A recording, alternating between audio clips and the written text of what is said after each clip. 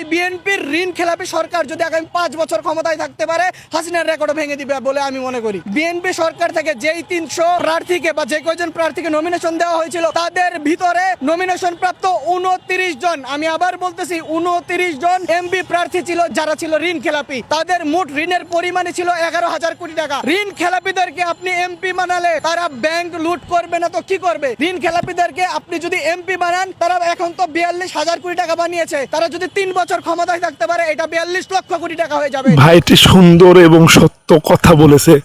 ভাইটির কথার সঙ্গে কে কে একমত আছেন লাইক করেন এবং কমেন্টের মাধ্যমে মন্তব্য করেন। ভাইটি যে কথাগুলো বলেছে সত্য নাকি এবং যুক্তি সম্পূর্ণ নাকি।